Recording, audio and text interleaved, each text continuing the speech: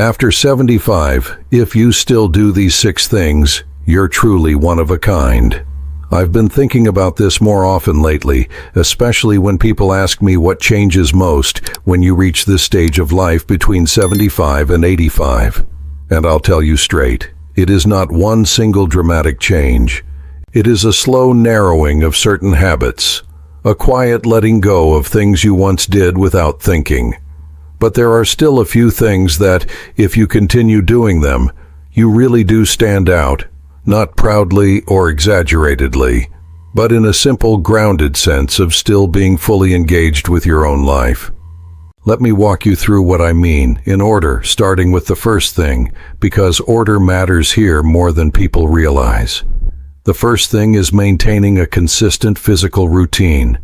Now, I'm not talking about anything extreme. Nobody at this age is training as they did at 40, and they shouldn't be trying to. What I'm talking about is movement that belongs to your day, the same way brushing your teeth belongs to your morning. Walking, stretching, a few light exercises, something that tells your body you are still in charge of it, not the other way around. I've seen what happens when people stop moving regularly. It is not sudden. It's a gradual shrinking of the world. One day it becomes too much trouble to walk a little further, then stairs start to feel like an obstacle, then the house itself becomes the boundary of your life. And once that happens, everything else starts to follow. But when you keep a routine, simple, steady, almost ordinary, you preserve more than muscle. You preserve rhythm. You preserve the sense that your day has structure because you are still participating in it. Even on the slower mornings, even on the days when the joints feel stiff, I still make myself move. Not because I feel energetic, but because I understand what happens if I don't. And that leads naturally into the second thing, which is something people often overlook until it is already slipping away, and that is handling your own finances. Now, I'm not saying every person must do everything alone, and there is no shame in asking for help when it is needed. But there is a big difference between assistance and complete disengagement. I still pay attention to my bills. I still know what is coming in and what is going out. I still make decisions about what is necessary and what is not. The moment you stop looking at your own financial life, you give away a piece of your independence that is very hard to recover. I've known people who didn't realize how disconnected they had become until they suddenly needed to make a decision and couldn't. And it is not about intelligence. It is about habit. If you stop practicing awareness, your confidence in handling even simple things fades faster than you expect. So I keep it active in my life. I open the papers, I check the numbers, I ask questions when something doesn't look right. Not because I enjoy paperwork, but because I understand that financial clarity is a form of personal stability. It tells you where you stand in the world without needing anyone else to translate it for you. Then comes the third thing, and this is the one that surprises some people the most when I talk about it, especially at this age. It is the habit of continuing to learn.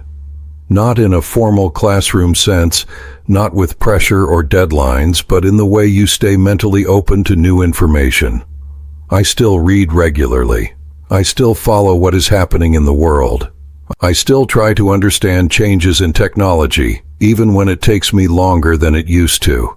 And I still pick up new things simply because I can. I've learned that the mind, much like the body, responds to use. If you stop challenging it, it does not stay the same. It becomes more cautious, more resistant, more comfortable with limitation. And comfort is not always your friend in this stage of life. There is a fine balance between peace and stagnation. Learning keeps you on the right side of that balance. Even something small, like figuring out a new device or understanding a new system, creates a sense of continuity with who you have always been.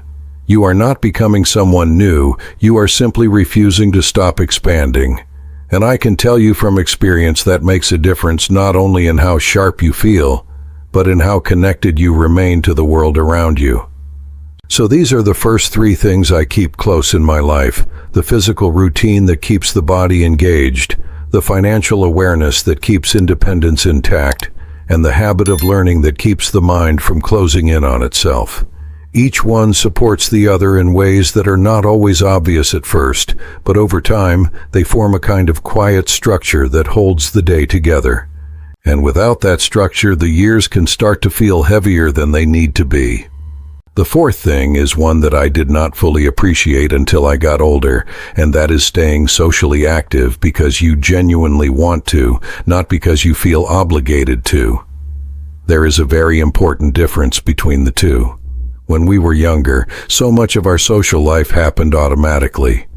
We went to work, raised families, attended celebrations, met neighbors, ran into friends without planning it.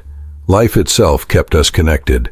But after retirement, after children move away, after people you have known for decades begin to disappear one by one, something changes. The invitations become less frequent, the phone rings less often, and if you are not careful, you begin waiting for someone else to make the first move. I have watched that happen to good people. They tell themselves they do not want to bother anyone. They assume everyone is busy. They convince themselves that staying home is easier. Weeks become months, and before they realize it, loneliness has quietly become part of their routine. I promised myself I would never let that happen without putting up a fight. So sometimes I make the call first. Sometimes I send the message first.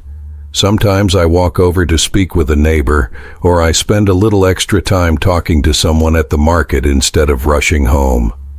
These are not grand social events. They are ordinary conversations, but ordinary conversations have extraordinary value when you get older. They remind you that you are still part of the living world. They remind someone else that they matter too. I have discovered that many older people are waiting for exactly the same thing you are waiting for: a friendly voice, a sincere question, someone willing to listen without looking at the clock. We often think we are asking too much by reaching out, when in reality we may be giving someone else exactly what they needed that day. Human connection is like a garden. Leave it unattended long enough, and weeds take over. Give it a little attention on a regular basis, and it continues to bloom, even in seasons when you thought nothing beautiful could grow anymore. Now let me move on to the fifth thing, and this one is deeply connected to dignity. It is continuing to handle everyday tasks by yourself whenever you reasonably can. I emphasize those last words because this is not about refusing help. There is wisdom in accepting help when it is truly needed. But there is also wisdom in not giving away abilities that you still possess. I still prepare simple meals. I still tidy my own space. I still organize my day, do small chores, and take care of the little responsibilities that belong to everyday living. Some people ask me why I bother when it would be easier to let someone else do everything. My answer is always the same. Every task you continue doing is a quiet conversation with yourself that says, I am still capable. Capability does not disappear all at once. Often it fades because we stop using it. The body follows the mind, and the mind follows habit. If you repeatedly tell yourself that you are too old to do something simple, eventually you begin believing you are too old for many other things as well. I have seen people surrender their confidence long before they surrender their strength. That, to me, is one of the saddest losses of all. There is satisfaction in making your own breakfast, folding your own clothes, watering your own plants, fixing something small around the house, or running an errand without feeling that age has automatically taken those experiences away from you. They are not just chores anymore. They become daily reminders that independence is built from dozens of ordinary actions repeated over and over again.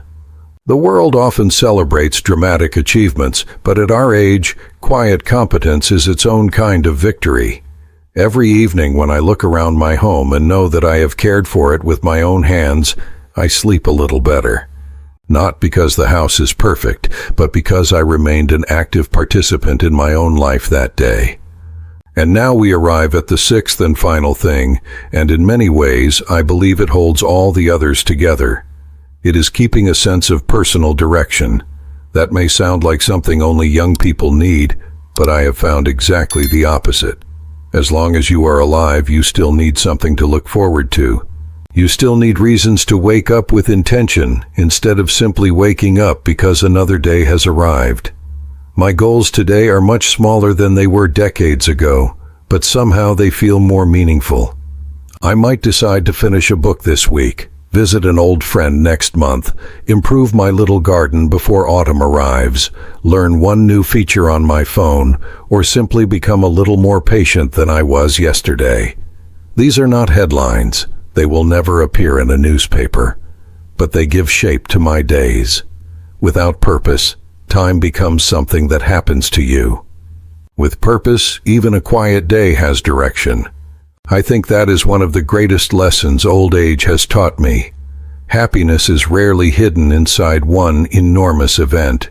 More often, it is scattered among hundreds of small intentions that give your life continuity. When I was younger, I believed purpose had to be impressive. Now I know it only has to be real. There is tremendous peace in knowing that you are still choosing how to spend your time instead of drifting wherever circumstances happen to push you. Every morning, I still ask myself, what kind of man do I want to be today?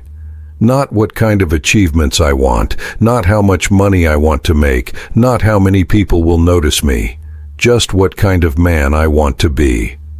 That one question quietly guides everything else. It reminds me that aging is not simply about adding years. It is about continuing to live those years with awareness, responsibility, kindness, curiosity, and gratitude. So when people ask me what makes someone between 75 and 85 truly one of a kind, I never think about extraordinary talent or perfect health. I think about these 6 simple habits. Keep moving, even when moving is slower than it used to be. Stay involved in your own finances so your independence remains your own. Keep learning because the mind deserves exercise just as much as the body. Reach out to people instead of waiting for life to bring them to your door. Continue doing the everyday things that remind you of your own capability. And never lose your sense of direction, no matter how small your next goal may seem. None of these habits will stop time. Nothing can do that. But together, they help you meet time with your head held high. They help you remain yourself in a world that often expects older people to slowly step aside. I do not believe we are meant to disappear quietly. I believe we are meant to continue living thoughtfully, generously, and with quiet confidence for as long as we are given the chance. Thank you for spending this time with me today. It means more than you probably realize. If something I shared reminded you of your own journey, then I'm grateful our paths crossed, even for a little while. Take good care of yourself, be gentle with the people you love, and don't forget to be gentle with yourself as well. Until next time, I wish you good health, peaceful days, and many more meaningful moments ahead. Goodbye, my friend.